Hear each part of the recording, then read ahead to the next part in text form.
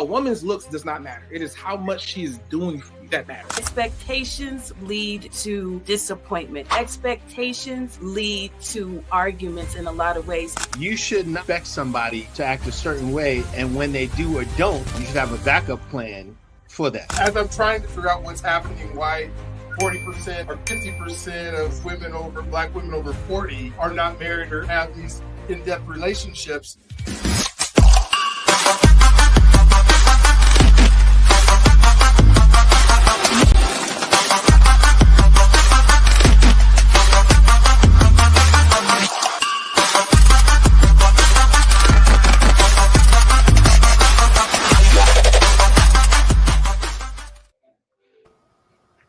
All right, welcome to another edition, a fun live edition of Why Love Waits. And it is Sunday night, in the month of March. I think we got St. Patrick's Day tomorrow. I don't know why I say that, just because it's in March and it's a holiday that happens in the month that I was born. I turned 60 last Wednesday. Oh my gosh, there's another world. Happy birthday. I feel like I'm the senior. Thank you. Happy birthday. Yeah. You don't look a day over 70. There we go. Oh, no, you don't look a day over 59 and a half. About 3 months or 4 months, something like that. I love it. I love it. I love it. Well, and what I really want to kind of talk about tonight, or can we talk about tonight, is how our political climate, and I don't necessarily want to get into politics, but there's a lot of things that are happening that are affecting families, that are affecting our ability to, I guess, get along with each other. And, I know there's a lot of layoffs and stuff that are happening, or for those that haven't been laid off, there's a lot of threat of layoffs that are being happening that may be affecting the folks in families, the folks that are trying to figure out how we're going to make it work. This is a show about relationships. And so today we have Samuel Herrera is joining us today, a good friend of mine that we've been friends for over 20 years now. And we were talking this week about some of these issues. And he also knows he's been working with James for a while. And so thought he would be a good addition to the program today. And then Tanisha, thank you for being on today. It's been a little bit of time, and we have missed your input as we, Nathan and James and I have talked the last couple of weeks, and a lot of testosterone in the room that was missing, some of the perspective that we would have enjoyed. And so one of the things that just, love to kind of just start out with, is there anybody here or do you know of anybody who has been either laid off or believes that they will be laid off as a result of this new administration? And what's that been like from what you're hearing with their families and the people that are around them? So I volunteer at the VA 2 days a week, and I got to know everybody there. So there's such a mood of uncertainty and just stress about losing their jobs, because 80,000 plus were supposed to lose their jobs at the VA. So, and then most of them are veterans also. So there's another policy that could come out where you can't have a full-time job and collect your veteran disability. So just case in point, veterans disability with 100% is like $4,000 a month, right? And that's a big hit to take. So you can be 100% disabled by the rules and still have a full-time job. So some of those jobs are paying, 6 figures plus, and then, or you can be at the bottom rung of the pole and be making maybe another 4,000.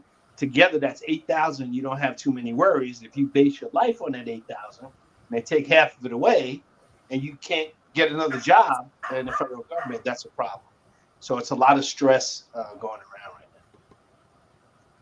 So the premise of the disabled, being a disabled veteran, and I just don't know a lot about that because I haven't been involved is that no matter what happens, they will always have that safeguard of money that is part of their income, as long as maybe they served in the country, they were in, whatever, injured in wartime, and that's kind of what we've been paying them for the rest of their lives. And you're saying that they're not, if they do receive that, then they will no longer be able to continue to work at another job that maybe, could last for a long time, maybe not last for a long time. But we're saying now we're going to limit you, even though we told you you're going to have this lifetime benefit. Right. So there was promises made when you enlisted. If you do your 20 years, that you will get paid retirement for the rest of your life the day after you get out. Right. On top of that, if you sustain injury, I have during the course of my 24 and a half years, you get rated by a doctor and they give you 100% rating, and your money is based on that. Now, if you're total and permanent, right, that means you never have to go back and get checked again. They'll give you a check for life, right? And this is what a lot of veterans are counting on. But now in the new administration, they said, hey, that doesn't make sense that we're paying you to be disabled, but you're still going to work.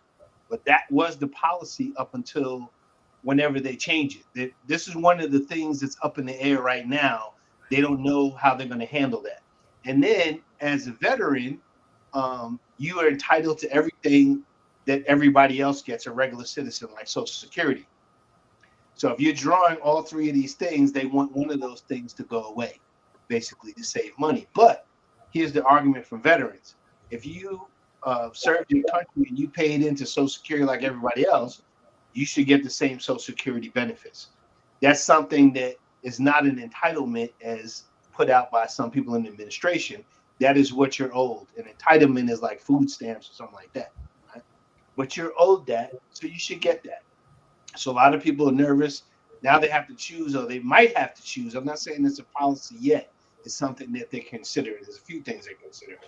So you'd have to give up your job and possibly the majority of your income if they change the rules. How are you going to pay your mortgage? How are you going to feed your family? How are you going to pay your car payment?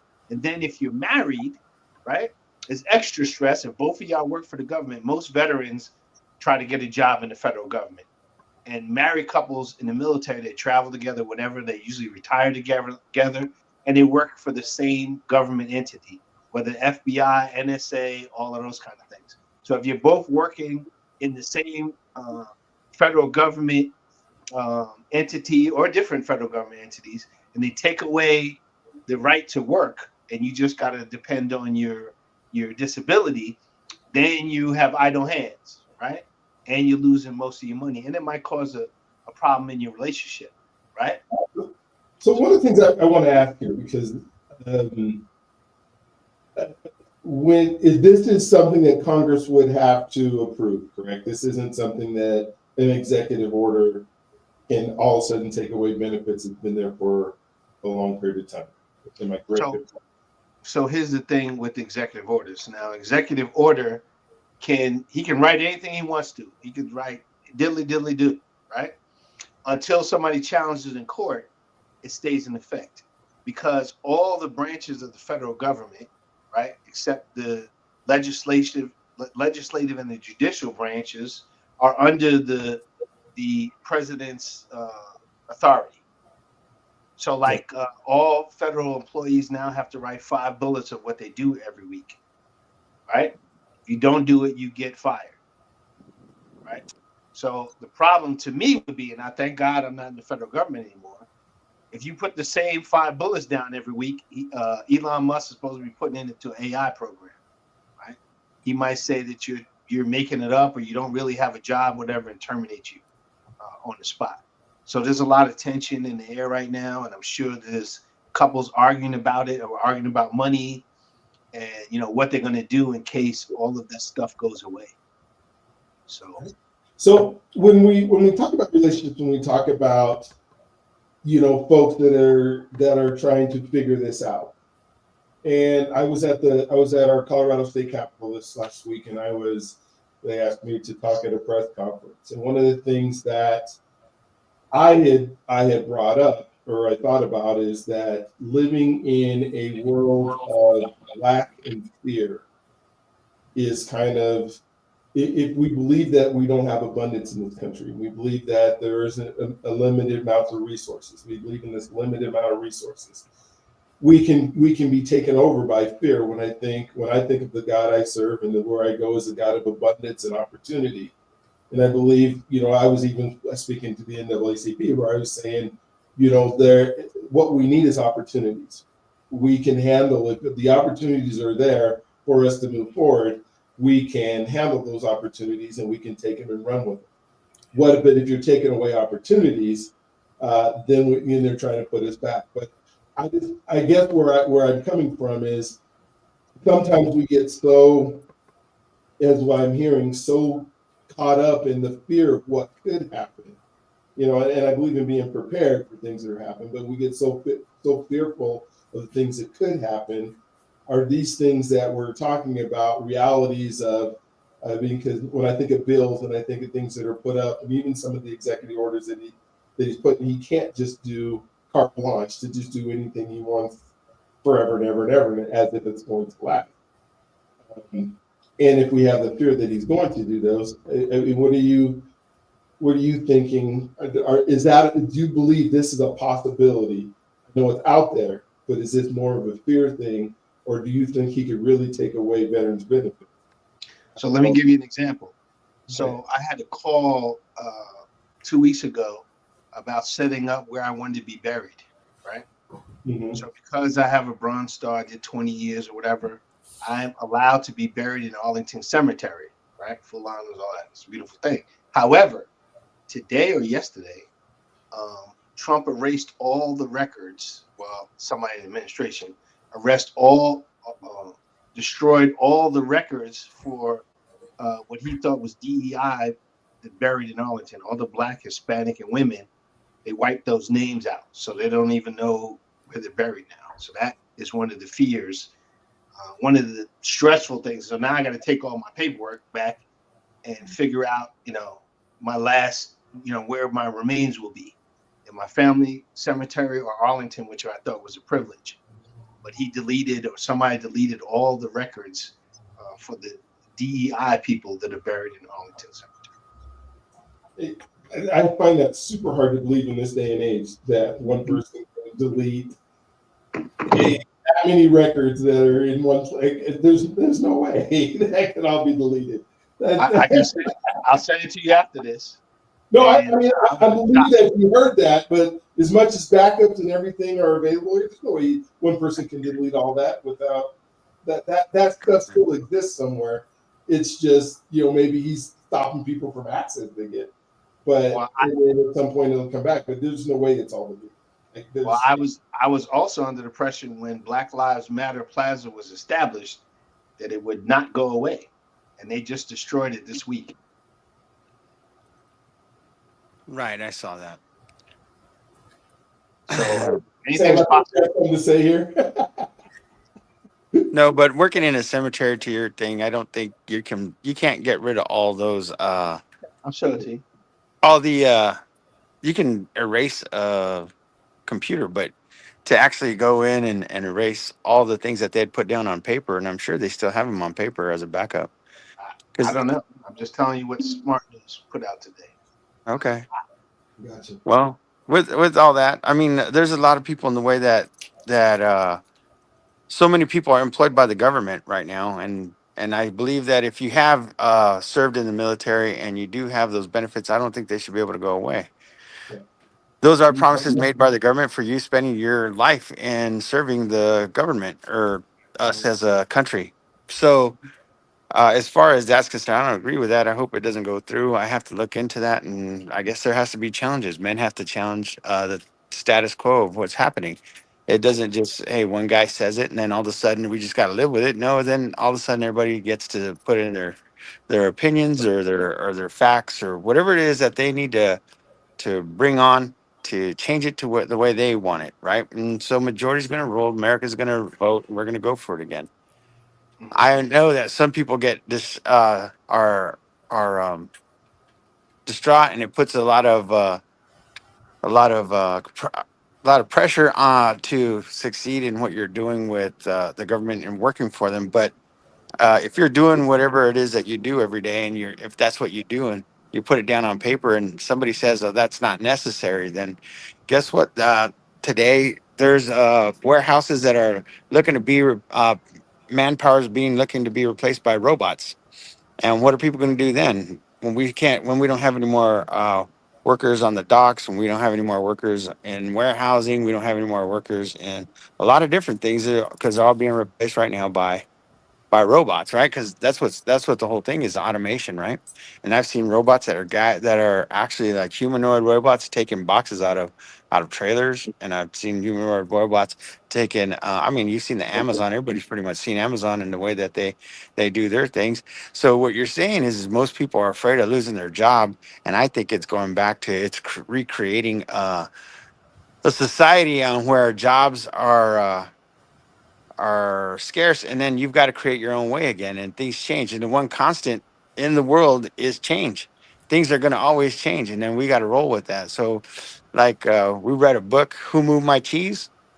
Well, guess what? The cheese has been moved, right? We were The cheese talking has about been that. moved, right? The cheese has been moved, and everybody's got to go after it again. I think this country was based on small business.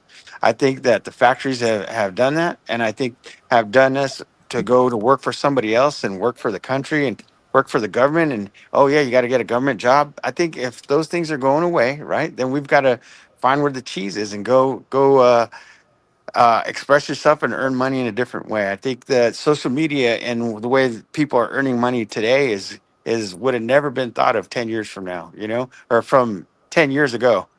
And now that there's creators that actually come and create content, and I mean TV is almost irrelevant at this point. Uh, Everything's becoming free unless it's live TV. Really, I don't want to watch it. I mean, I like sports, I and that type of thing, but coming back where you're starting to reel in about how does this affect your relationship, and how's that is if you're with somebody and you got a partner, and most people, if you're single, because I was single for a long time, and I got remarried. I don't know why. I'm crazy, right? But the fact is this: a partner and a companion to get you going to the next thing, right? Is something that we all strive for, or a lot of us strive for anyway. Because I don't know if it's a safety thing. Everybody feels safe, and hey, I'm not in this world alone. I've got my partner in crime. She's right here sitting next to me, and she's listening in, and hopefully, I don't get beat up after. I don't, I don't know. But Right. yeah, I think yeah, there you go. Showing the robots. See, that's happening. That's a real thing. And So I think the world is changing in that way. And you know, how we earn money is gonna, or how we earn a living is gonna change. And I think the way that the new administration coming in is trying to say, hey, we got to not be so heavy on spending with government money, because that's everybody's money. Everybody pays the taxes or whatever it is that they pay now. Because even they want to change that hey, let's not pay taxes. Well, then how do we earn money in that way? And how do we use these revenues? Go ahead. I'm not stopping from speaking. I'm sorry. I'm sorry. I misspoke earlier. I looked it up. I sent it to you guys. Arlington Cemetery website scrubs pages about Black, Hispanic, and women veterans history. So I sent it to you guys. So it's the website where all the information is kept.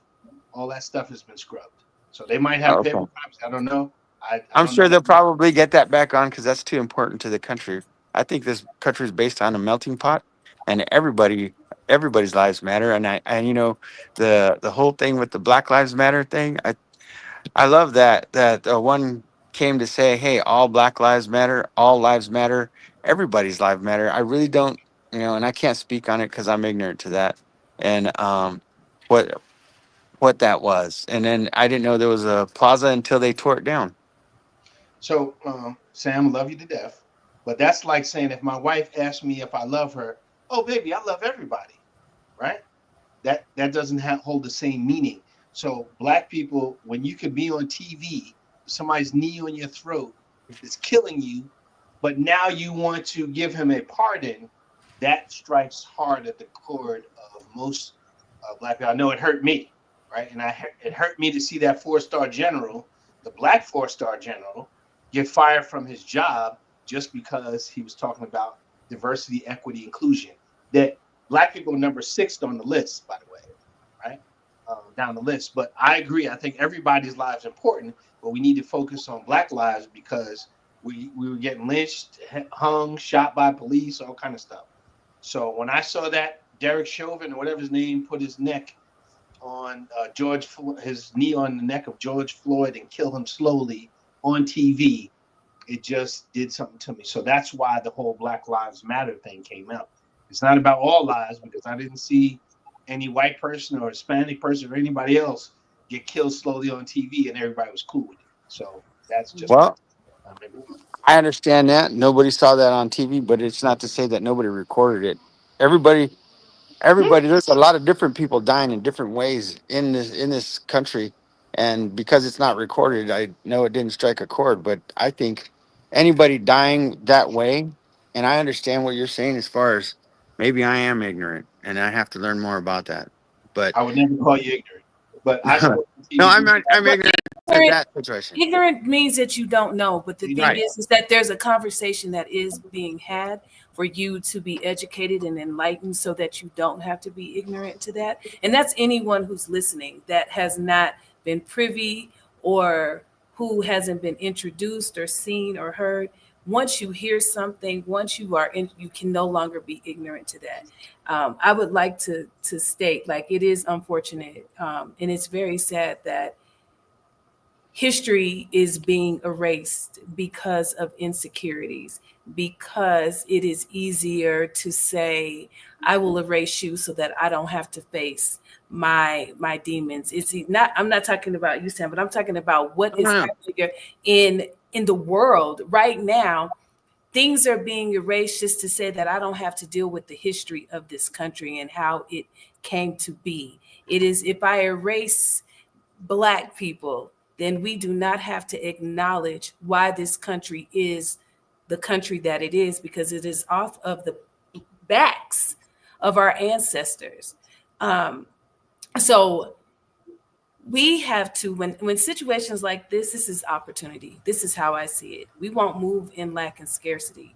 We will move in abundance because there's opportunity. What can we create? So the history of automation, this isn't new. The history repeats itself. Time was created. It wasn't something that we were accustomed to. Time was created, automation was created. So clocks were created to see how much you could get out of someone working in a number of hours. So that was created. And then I looked this up. I studied this in psychology, but it says Joseph Marie Jacquard created the punch card system in 1771. That was automation. And so when you want to do something, you can call it lazy, you can call it whatever you want it. The stuff that's happening now was the same things that were happening then, until it was figured out that it won't work with everything going to automation. You need the human aspect in everything that you do. Just like if you had a lawnmower it was a self lawnmower. People want human interaction. So it only works until it doesn't work. And so I say you burn it all down until you figure out if you want to be this stupid in this, do it. But in the meantime, us over here who know better and can do better, this is where we seize the opportunity.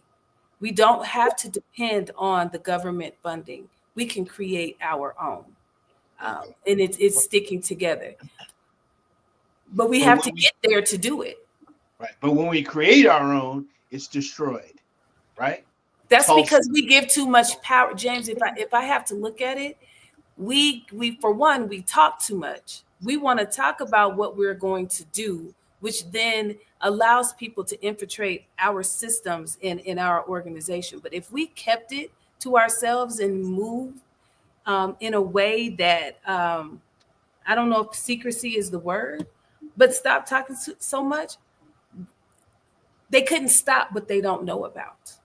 We want everybody to know that we are moving in this way to show that this is us gaining our power. But that's not necessary. Silence sometimes is more deadly and more powerful than speaking about what you have going on, because people are always going to want to tear down when they are not confident, when they are not secure in themselves. That's just what happens. So I got you. The element of surprise is what wins wars. I got it.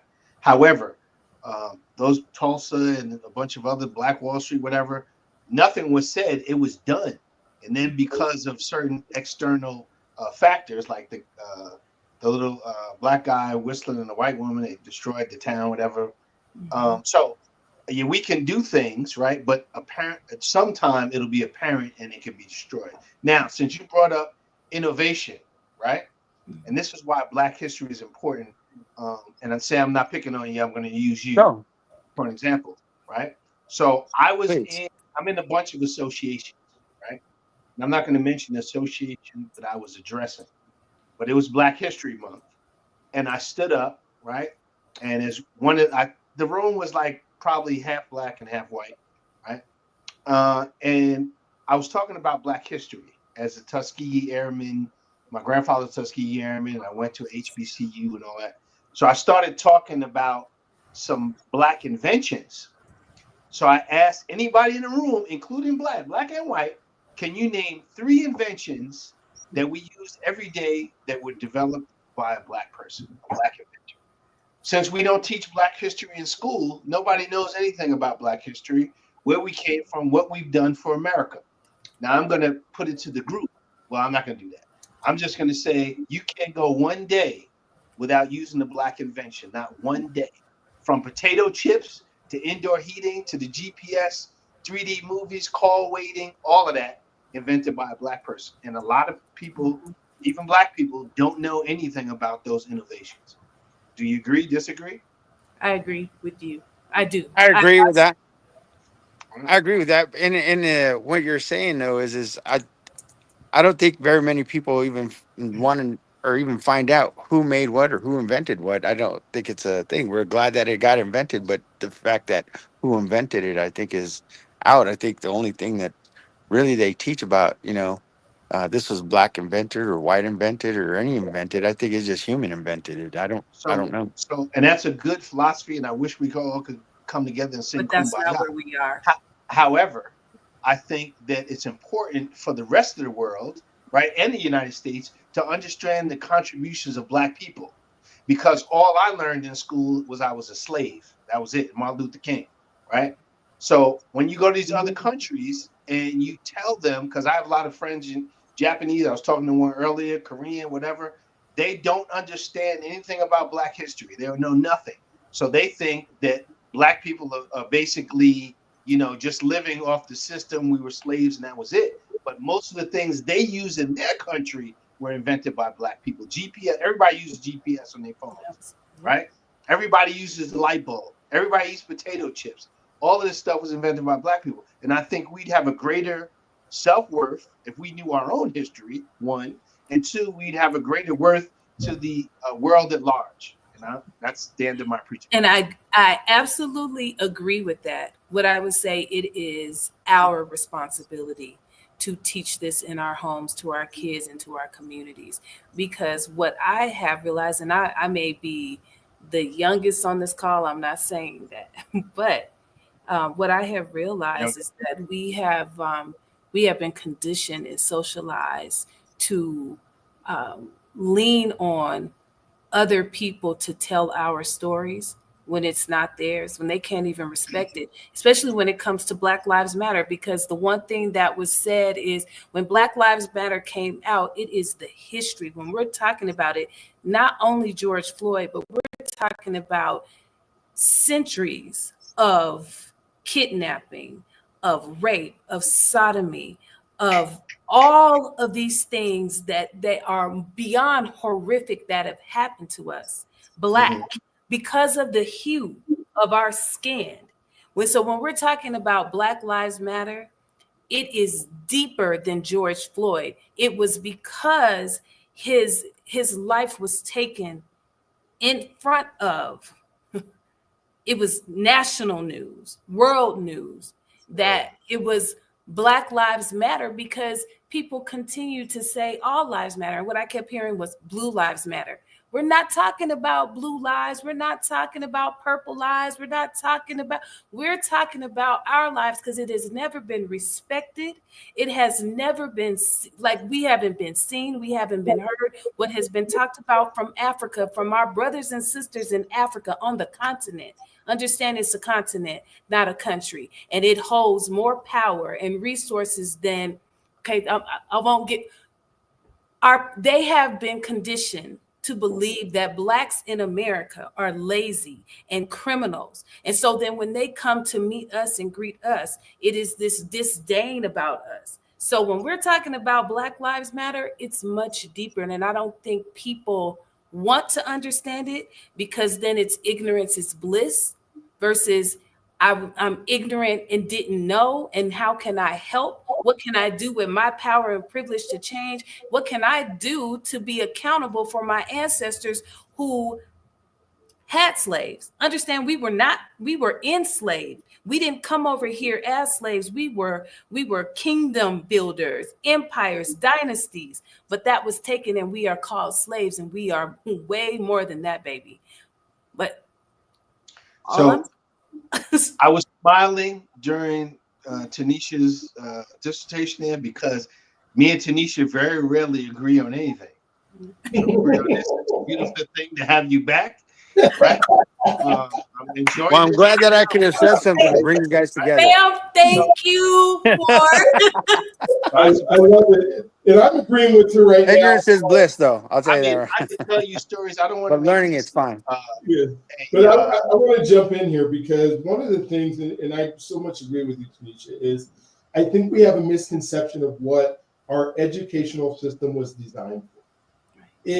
Because we have this expectation that our educational system is going to reveal to each other what our cultures are about, or what our families are about, or what our relationships are about.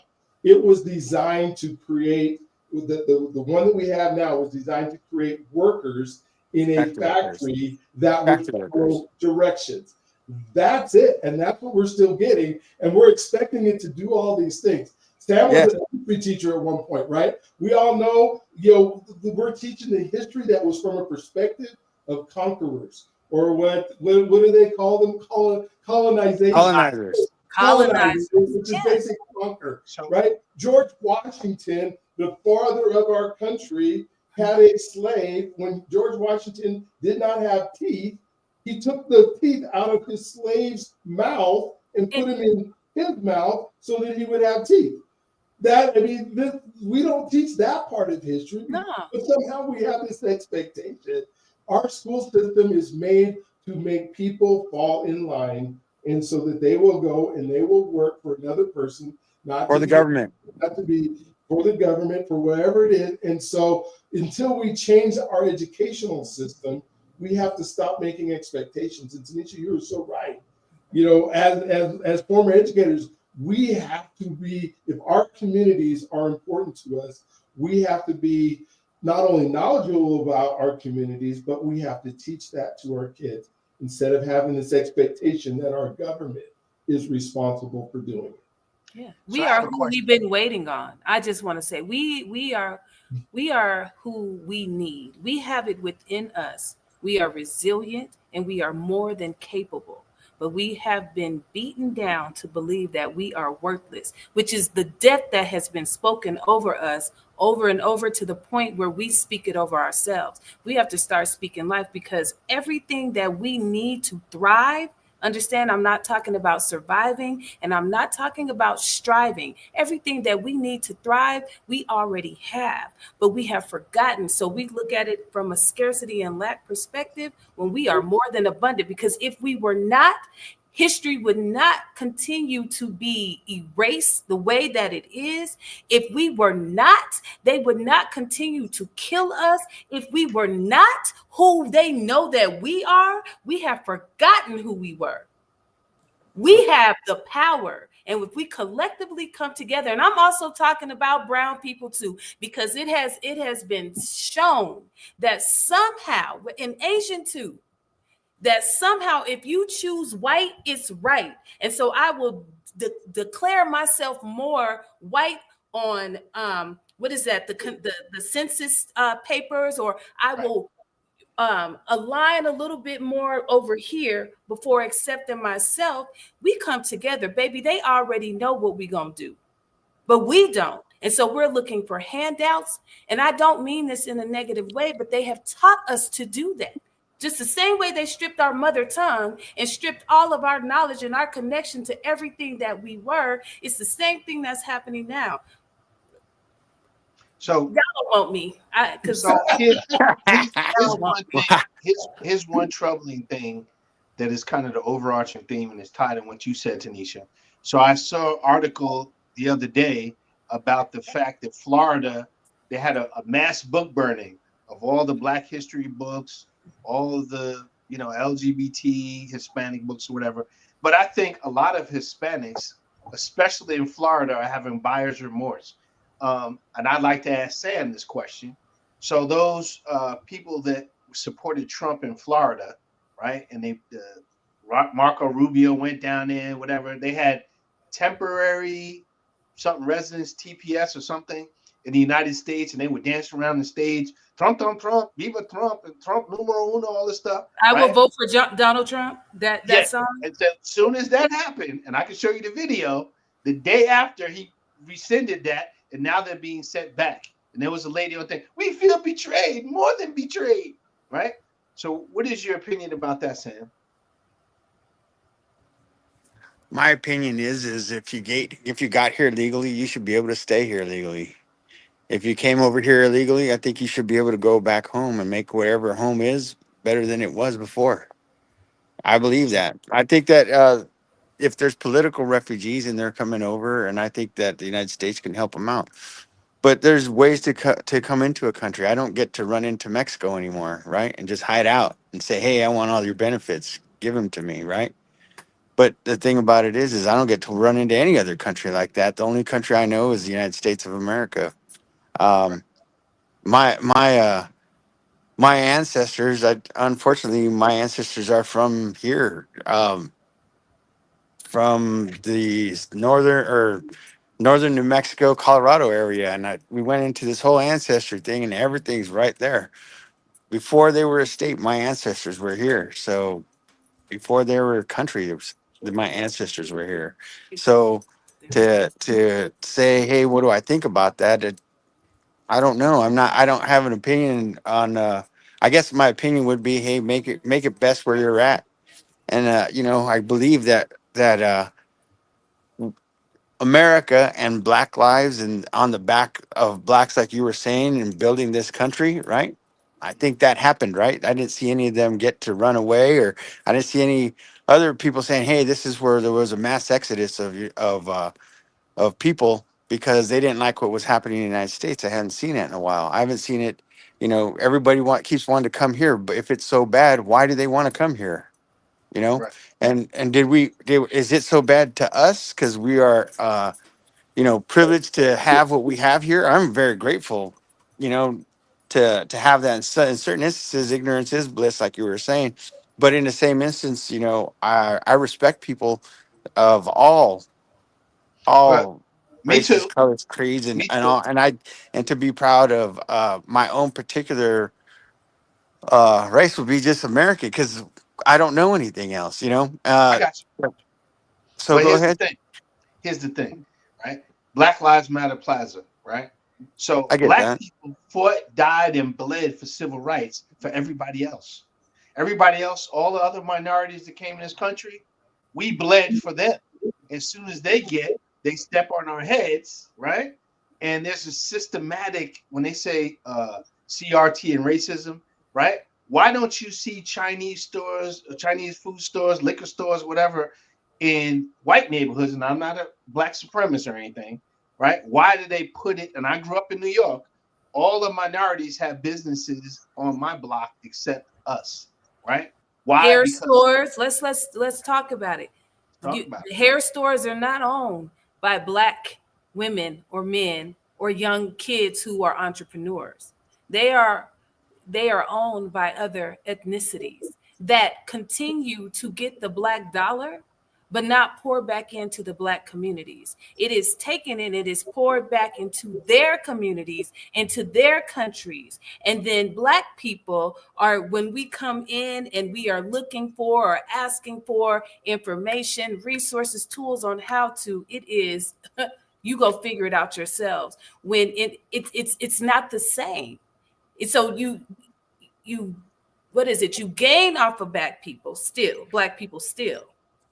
and then you don't acknowledge where it comes from. So Black Lives Matter, again, it's not in just death, it's in everything that we experience, from the inventions to spirituality to love and how we communed and had relations with one another.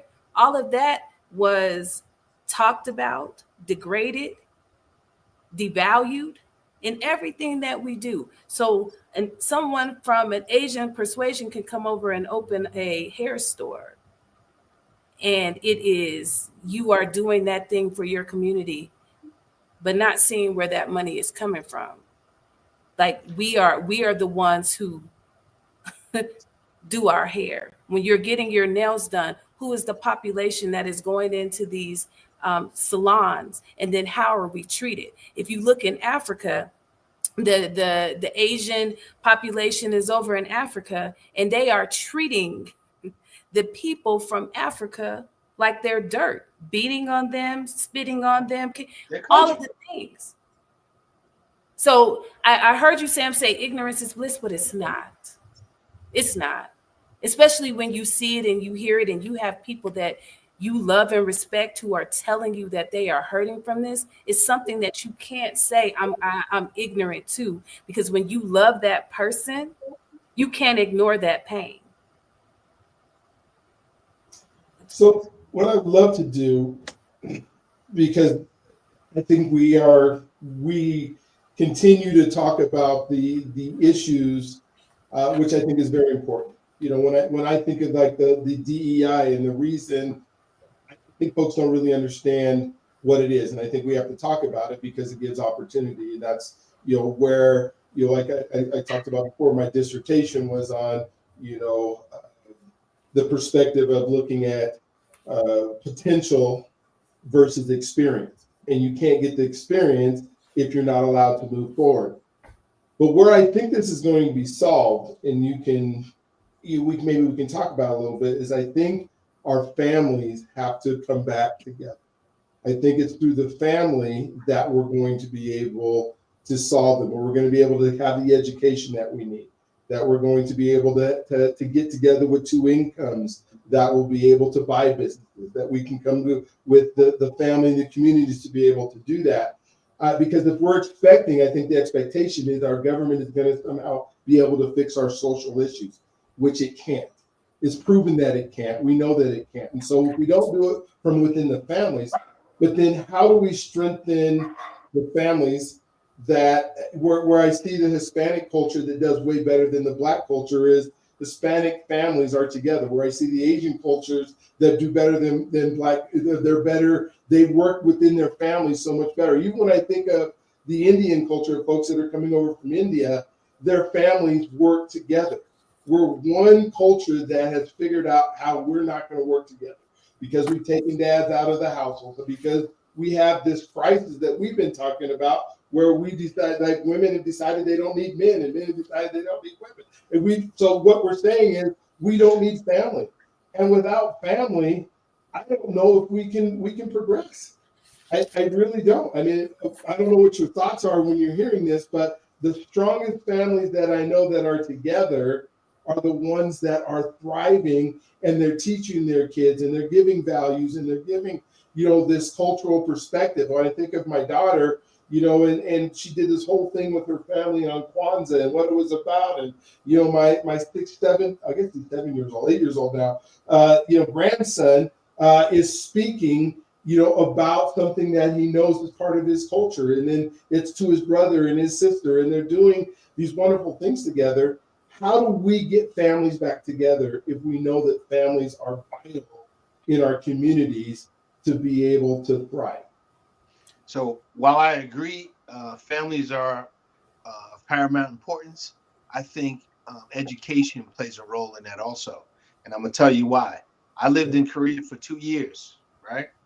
I saw the school kids walking hand in hand. I'm talking about probably kindergartens, first graders, right? They go to school every day, right? They wear uniforms. They respect their elders. They clean up their own classrooms. Let me say that again. There's no janitors or anything, or cooks, right? They do it. Little kids, they do it all. So the sense of responsibility is there, and the sense of family is there because they're educated before they even come over here. They have the schooling, the family support, all that. As people of color, we don't have that now. Hispanic people, yes, they have more of that, but we don't have that because we have an adversarial view of each other, right? And the men don't like the women don't like the men. A lot of black women are unmarried, whatever. And then there's the stereotypes that persist. We have to educate ourselves, along with being a nuclear family, to say, hey, we can do this. Because in my family growing up, we didn't talk about money. We didn't talk about, I didn't have any sexual education, none of that stuff, right? Because when we was growing up, you had 3 channels, right? And basically you weren't exposed to a lot of the things you are now, like MTV raps and twerking and all that kind of stuff. So we need to educate ourselves. The family needs to say, hey, daughter, twerking is not what you need to do. Keep yourself clothed, right? Learn how to invest your money, learn how to grow, learn how to do other things. So that's what I feel. Well, and I'll come back to that and say that comes from the family unit who is saying, when you go to school, this is how you will act. When you come home, this is how you will act. That is happening in Korea. That is happening in other cultures where now we have an educational system where a kid can argue, especially like in high school, and say, hey, I want to change my gender and you have to respect it. And the family has nothing to do about it. A kid can go to school and they're can be taken away from their parents because of the things that they say and that they do. It is, and I'm not saying that they should be taken away. They should absolutely, if they're being beaten and all kind of stuff that's happening at home, they should be taken. But our educational system that we have right now is not designed to do what you're saying, James. Where the one in Korea is. It is designed the family, the first 4 or 5 years of their life, they're taught this is what's going to happen. And when you go to school, you're going to act right when you're at school. Because the family is the one that's perpetuating that happened. When we go back into our 30s, 50s, and 60s, when our children were going to schools that were segregated, that's how our family said, you're going to go to school. And they were being educated. Our test scores were through the roof until we started the integration portion of it. And once we were integrated and we got bused to schools that didn't want us, and then we were able to talk back to our parents and do the things that we do in our society now, and our parents will send kids to school. Oh my God, Sam, would your mom let you go to school and act a fool? I know your mom. So I went to a private school, and I'm going to tell you something. There was a respect that I didn't want to ever let my mom down. And I think that's where a family core comes is the children. I I think my kids don't want to let me down, or at least I hope that, right? I know our family, there's different things, and everybody has their own core values of their families. But in mine, it's respect each other and then make sure that when you go out into the world, you represent who we are. There's a last name for a reason, you know, and I believe that in those last names that become our ancestors, like you're saying. And if you're acting a fool, well, then guess what? You're acting a fool in front of your ancestors and for everybody, everything else that they tried to achieve, you know. And if they tried to achieve something bigger than our whole family, and I think that's what one person or one family needs to know. And I think that's why families coming together and saying, hey, you know, Uncle, what's his name? Whoever it was made this, right? Like you were saying earlier, James, you know, how many people know about that? But if your family knows that you're the one that made that and you start telling everybody about it, well, guess what? They'll never be lost in history. You know, if like I have cousins, my cousins are famous, some of them, right? And some of them are not.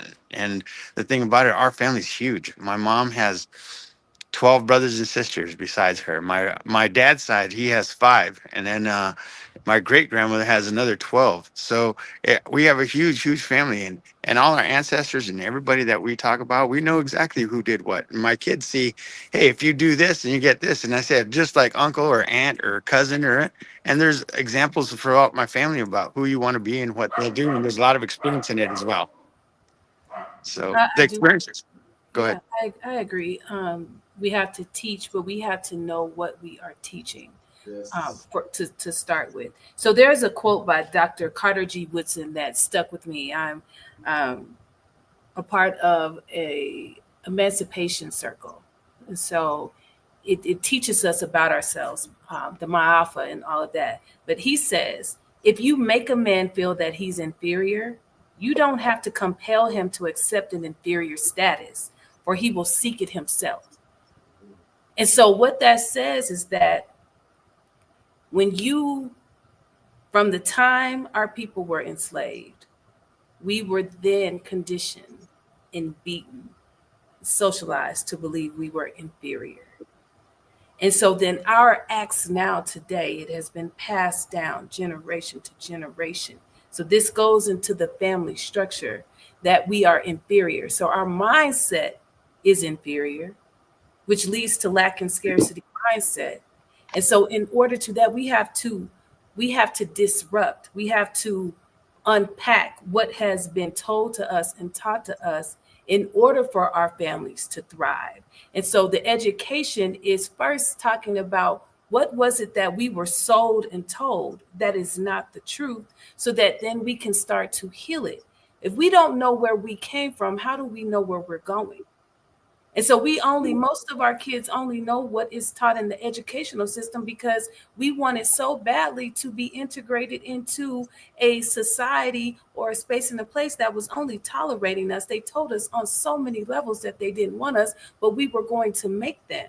And so when we were segregated, we were thriving, but we somehow wanted to be. And so we have accepted the inferior status, which is why we move and the family is disconnected the way it is. It's why we move the way we move. We have to defy that lie. And it takes us to have community meetings to talk about it. Like when you're talking about MTV Raps and all of these things, that was another distraction. Now, there's pieces in it that are good, and we can hold on to that because it was showing how creative and artistic and how amazing we are with what we have, our gifts and talents. But we have to know how to use them. And so somebody else controls the narrative of how we show up for ourselves on TV as Black men and women, of little girls and little boys, is shaking that behind and calling each other out of our names. It is the A in the NIGG versus the ER, but none of it is different. So we accepted this inferiority and we have run with it and don't even know that we are diseased, dis-ease, to be disconnected. Right. When we change that, we will thrive. So along with what you said, right, there's one of the elements of communication is noise in the transmission, right? It could be physical noise that you don't hear what's being, the message being sent, right? Or a fog in your head where you have confirmation bias and you don't believe it. So my grandfather, like I said, Tuskegee Airman, he taught himself math and science, all that kind of stuff. Because back in those days, he was born in 1911, right? They didn't have all the textbooks, computers, and phones, all that kind of stuff. But anyway, he used to sit us down whenever he got a chance and talk about Black history and how rough it was and World War II and, growing up and all that. We didn't want to hear that because I grew up in New York. Most Black people live in the cities, right? And I'm telling you, to have a group, a village, you ever heard that expression, takes a village to raise a kid? Well, some of them people in the village are tainted, right? And they spread that over to you. And when I was growing up, across the street from my house, it wasn't even 20 feet, there was a bar right across the street. On the corner, maybe 30 feet away, was another bar. Behind us was a bar. So there's always, juke joints and people were getting high and all that kind of stuff. So those people, if you're around that all the time, some of that seeps in, right? So I went to a private school, and I was one of the only Black people in that school for years, right? And I was picked on and talked about and all kind of stuff, right? But my parents told me, hey, you got to stick it through, right? Because other people went through civil rights, they got beat on or whatever, and they came out ahead with their dignity, whatever. And then I went to all Black college, which was, turbulent. But anyway, through all of that, I've learned a lot of things that I carry on, and I try to teach my son, but he has been influenced by outside factors, right? Which a lot of Black kids are. Now you're doing with the education system. So it was already bad. So now you have nothing, right? So where do we go from there? And it's against the federal policy now to teach Black history, or you lose your federal funds. So how's that going to work? How's that going to tie in? So if you look at all the factors, right, what is going to save us? I don't know. Yeah, here's how it's going to tie in. Even when you talked about burning books, the issue with the burning books is I got a printer. We can print 3 more books for everyone that they burn. So they can spend all their time in their life and they can burn books. You can say that they're going to lose federal funding. If I have my kid and I want him to go to school and I want him to learn, then I don't care about them. If that is the fear that the school is going to learn, if they teach the stuff, we're going to teach it anyways. We need church to teach it in our homes. We need to teach it in our communities. We need to teach it in our community centers. We have to get away from thinking that the government is going to take care of us, is going to teach us this stuff. Here's the biggest misconception that I think when you talk about, Tanisha, that we have this inferior belief about what Black is, that Black is this bad color, that this. And the most important thing that they've tried to teach us and continue to teach us is the most important part about ourselves is that we're Black. And it is the most important part of ourselves because they're just perpetuating, hey, if Black is bad, the most important part about you is that you're Black. Well, it's not. I'm a dad. I'm a father. I'm a husband. I am a, business. I'm all these things. And Black just happens to be part of the melatonin that's on my skin. I absolutely 100% need to know where I came from. That's why I took 18 men last month down to Alabama so that we could learn where we came from. But then we have to move forward. And the more that we expect our government, and I want to say every time the government shuts down or does something, it's because they're afraid. But I'm not afraid. I can print every single one of those books that they burn every single time. Yeah. I mean, there's right. Yeah, it shows you, like, literally, people show you who they are. The thing is that we choose not to believe them. They're showing their hand, and we are so distracted over here that we can't capitalize on the opportunity. But we come together and have these conversations. Stop talking about what isn't and start looking at what is. What do we have? What are the resources we do have in order to move forward? Well, we would be so much.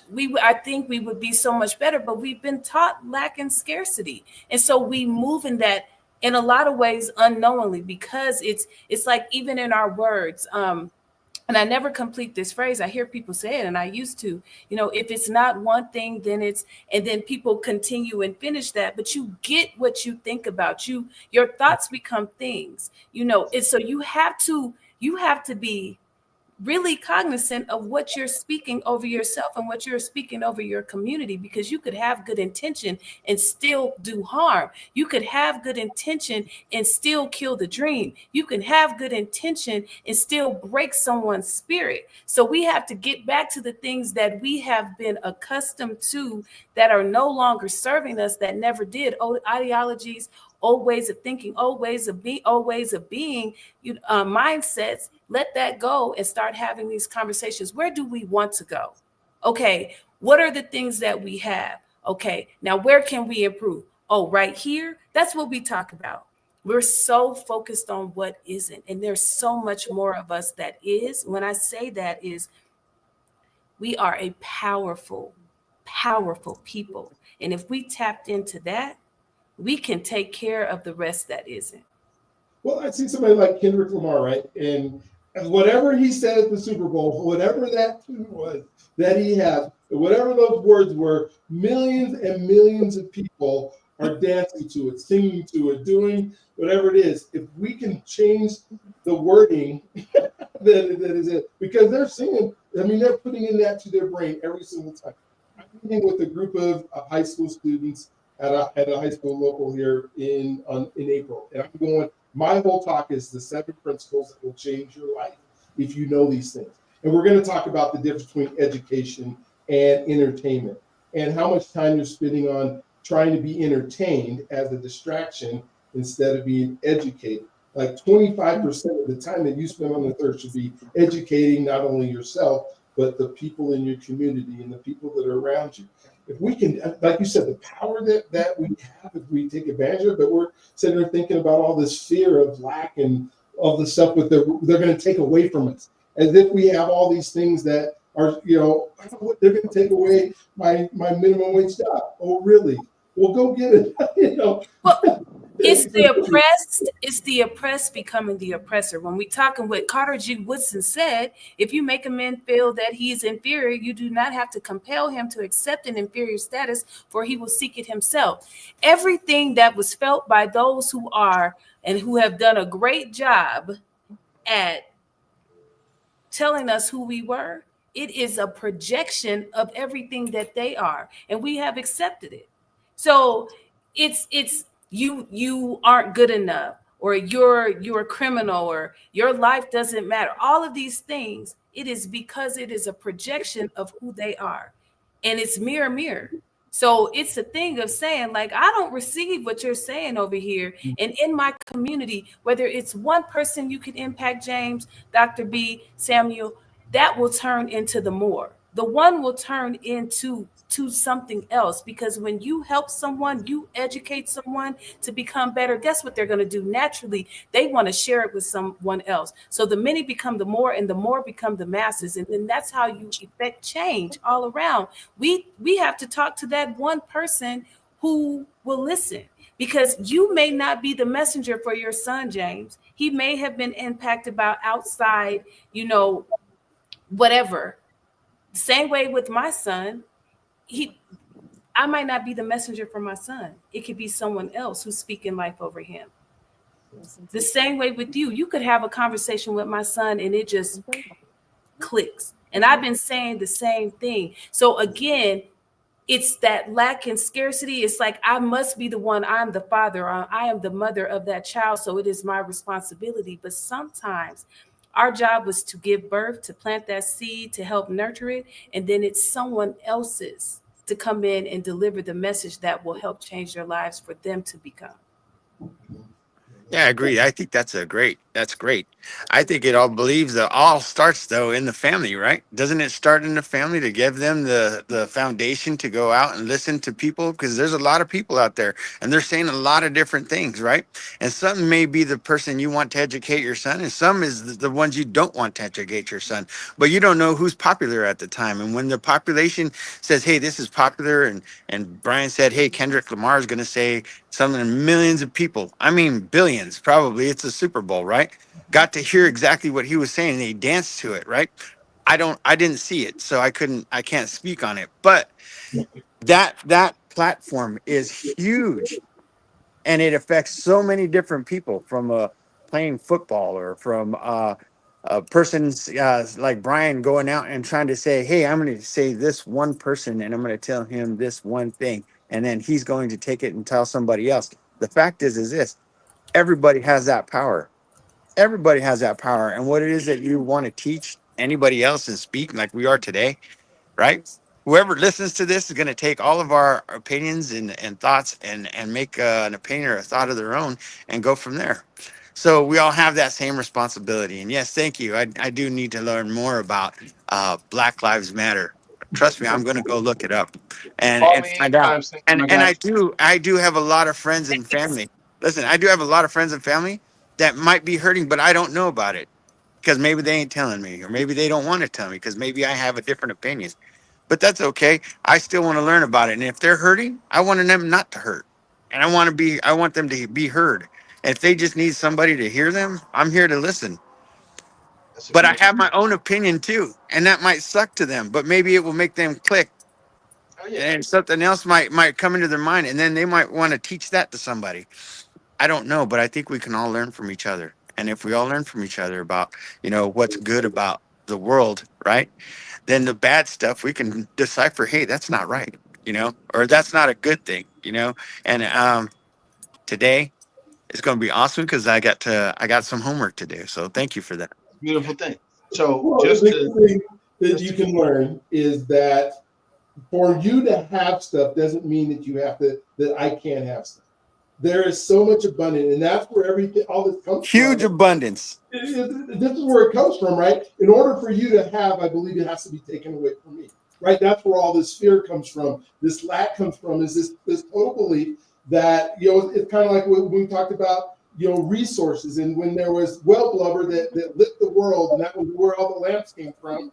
I say this all the time, is we figure out, okay, there's no more wells, I guess there's not going to be any light in the world, right? No, we go find dinosaur oil, dinosaurs, and but we have this mentality in this world and in this country, is if I give you something, it must mean that I can't have.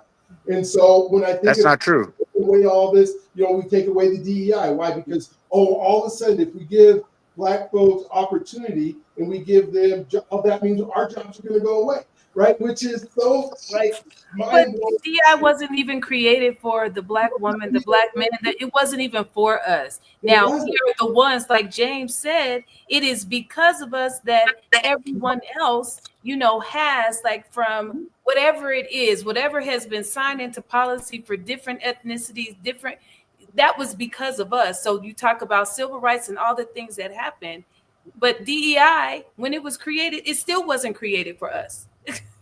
That's why everybody is in a frenzy now, because all of the money and all of the systems that were working for them are now going away. And it's like, oh my God, no, I can feel your pain, Black people. No, and no. So who benefited from affirmative action? What population benefited the most from affirmative action? It wasn't Black people. Single white female. Come on. Thank you, James. That's just how it was created. But it's all based on this thing of lack. It was based on, that we don't have enough. And until, I want to tell teachers, we need to be looking at what comes home with our kids. If they're giving them 2 or 3 hours worth of homework, what's that 2 or 3 hours worth of homework worth? I want to say, hey, here's some dishes in your backpack. Send them back to the teacher and wash them, because we're going to be talking about some other stuff when my kids get home. You're not going to. It's lazy work, though. Like, if I looked at my son's homework, and and the teachers did not like me because I'm reaching back out. No, this doesn't. My son was he was an advocate for himself at a very little age. He's an old soul. So he would tell his teachers, I am not interested in learning about dead white men, and I'm a little Black boy. So that right there would cause, and then they would call me, like, the teachers are calling me to, like, tattletale, like, please tell him not to.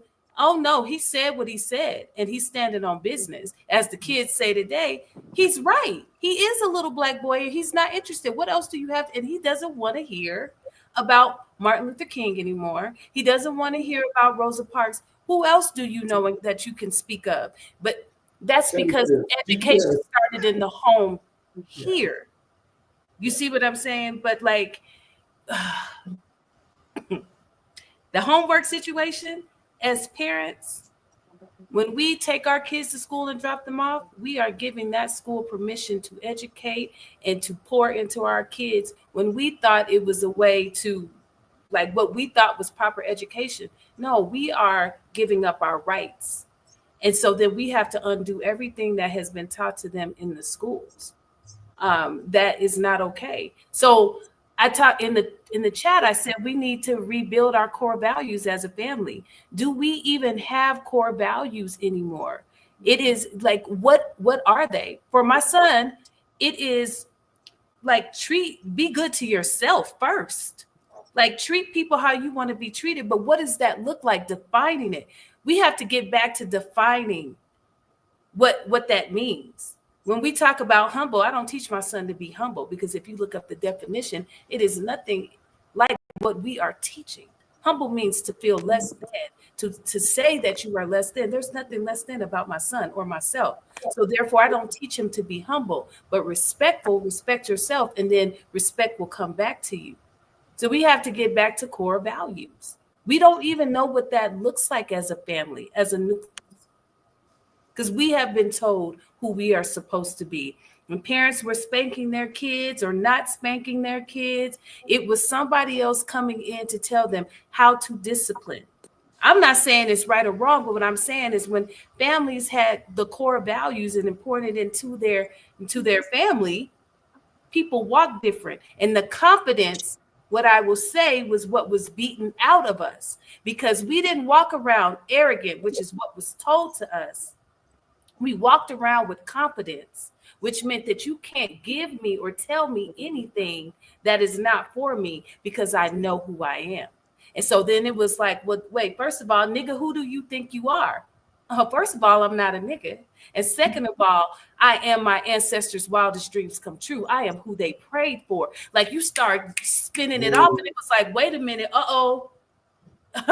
he's too powerful. She's too powerful. So let me beat it out of them. And I'm going to introduce drugs. I'm going to introduce alcohol. I'm going to introduce all the things that are negative, so then I can tear down that family. But we get back to our core values.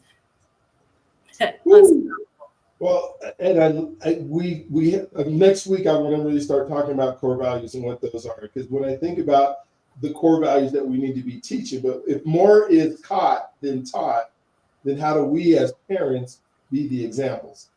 And that's where we get into our relationships and what we're talking about and what that looks like. Because if we're telling our kids these are our core values and we're not living those core values, hello. And so it comes on to us to start saying, okay, if these are my top 10 core values that I'm going to teach in my household, then I have to be the example of those core values every day, consistently. Go ahead, James. I'm sorry. So I put something in the chat about the group I formed called the Gentleman's Table. So I have 10 people, 10 brothers get together. It could be anybody, but it just happened to be the brothers, right? We go out and eat together. We have a big table and we talk about various topics of the day. Most of them, I guess, see me as an elder statesman because they come from a few organizations I'm in, and they know I have a business, and they ask questions that, it's funny that you think their parents, they should ask their parents when they were younger. What is interest? What's compounded interest? How do I buy a house? How do I start a business? What's the difference between a bank and a credit union? Just general questions like that. So we talk about that. We answer the questions. We talk about doing business together. And I pose some of the questions that we talk about on your podcast, Dr. B, to them. What makes us successful or not successful? What did you learn in your home? What did you learn outside your home? What were your positive influences? So on and so forth. I should tape a segment of it so you guys can see it. But some of the questions they ask, man, I'm like, wow, you didn't know that? And then I think to myself, maybe that's my ignorance, because I don't jump into everybody's shoes. I assume everybody knows what I know, right? And then I have mentors like you guys that tell me or enlighten me the things that I don't know, right? But I try to pass on everything to the younger crowd that might not know this, and then they pass it on to whoever they talk to. But it's funny, we started with 2 or 3 people, now we're up to 10, and then we had 15 people give insight. Of course, we're not going to find a restaurant for 100 people, right? As it grows, but I love some of the conversations, and I love to talk, right? So when there's meaningful conversation, that's more important to me than us talking about remember when or whatever else. But anyway, I'll shut up. Welton Street Cafe can hold you here. This is like a shameless plug, but Welton Street Cafe here in Colorado would be able to hold your group. This guy here from North Carolina. Well, Tanisha, if we all fly from Charlotte to Colorado, that'd be great. In fact, I look forward to meeting you in person and having a conversation, you and your husband, whatever. I will be in Colorado for a conference in June. the National Association of We'll all Minorities. get together then. We're gonna get together in June. Well, if you're already halfway here, James. Yeah. We'll sit Okay. at I'll a stop table. and then I'll And get we will I love these conversations because if we can do that, so if you had 100 people, the restaurant probably have 10 tables with 10 people. I mean, that's what you look at is maybe all 100 can't be in having the same conversation, but we want to keep these in smaller conversations, but we need leaders in each of those conversations that can lead that smaller group into, I guess I'm saying an enlightenment or just the core values, because I agree. I think our kids should learn about money. It should be a conversation that they should have 1000%, but not before they talk about core values. Not before they talk about what are the values that we hold first, because that money has to fit into that core value. I need to treat everybody right. Okay, now I have money and I can do stuff with money. That means I'm not going to steal. That means I'm not going to cheat somebody out of their money. That means that I'm going to, utilize the money to edify and move things forward. And part of that money goes into some type of giving and that kind of stuff, because that has to be the value that is part of why money works, and it works for the folks that are wealthy, is because of those values that are behind it. And so if we can tackle the values. Let's talk about them next week, what those might be, and then we start talking about, hey, what are the other things, the core things that we need to talk to our community about, and how incredible you are, and relationships. Relationships are so important, and love. To me, there's three things that we in humans, if we're going to have fulfillment and we're going to have enjoyment and we're going to have these incredible lives, there's three things that we have to have. One is that we have to have the spirit of learning. We have to be educated. When we are learning something, we are excited. Which goes into our ability to start creating stuff. Then we have to have love, and we have to be in relationships, no matter what God created us to be in relationships. And then the last thing we have to be give and contribute. When you can do all three of those things, and you can do those in abundance, then your life is going to be fulfilled, happy. It doesn't matter how much you have of those things, but you have those three things. And all the core values can come out of that. All the things that, if we're going to have a joyful, fulfillment life, that we do have, is going to have to come from being educated and learning, and stop being passive and distracted by all this entertainment that just takes us away from what we truly need to do. So with that, I'm going to stop our show tonight. I'm going to let each of you give one closing thought, and then we're going to come back next week. And Tanisha, I don't know if you can come back next week. I don't know when the next one you can, but we love you on this show. It is so good. Sam, I hope you can come back. James already knows you're going to be back. So James, yes, but I was typing it in here, but I am looking forward to seeing you. Like, let's make sure that happens for sure. This has been beautiful to be the feminine energy on the call. It is my honor, and it is my duty to represent those who are not here. So Alicia, Tia, Tahani, Ashley, I am here, stand in. This has been great. And I was able to hang with James today. The fact that I think this needs to be sent out over and over, that James and I agreed to, hey, that means the world is changing for the better. So if y'all don't understand that, I don't know what we can give you, because we have come together, and it's all love and respect. We have our different views, but thank you. I love it. Kenneth. We have somebody who just joined. He was just sitting. He sent whatever that is. Emoji. A power to the people. Yes. So thank you, Kenneth, for being on today and listening on the live version of it. We appreciate you. So I wanted to make sure I put that up there. That I saw that pop up. Sam, what's your last closing thoughts? Thank you for having me on. I hope I can be on again. I like being here. I'm going to get to educate myself and come back, and then let's see what else I can do. All right. I love it. James, what's your closing thought today? So I'm glad that we have such diversity today, right, in our conversation. I think it's a very meaningful conversation that can go on forever. Each segment, we can do probably a year on each segment, right? And while I do disagree sometimes, it doesn't mean that I have any kind of lackluster discontent for anybody on the call, right? It's just we have to express our opinions, and everybody has to listen to each other's opinion and either accept it or reject it. But that's the difference between an argument and a debate. A lot of people can't segregate those two. But thank you again, Dr. B, for having me on. I'm like a regular. I'm here every week, and hope to see you guys next week. And I will see you in Colorado when I'm there, and I will invite you to the conference. Oh, good. If you'd like to come. Love to show up. Can't wait for you to be here. And for those of you out there in the land, whether you're watching this live or you're watching this as a recorded later, don't forget you are God's greatest gift. He loves you if you allow him to. We can't wait to continue these conversations, because it's through these conversations that allow us to become better people, that allow us to be able to make a difference in people's lives, and allow us to do well with relationships. So we'll see you on the next one. You guys have an amazing, awesome, just incredible night.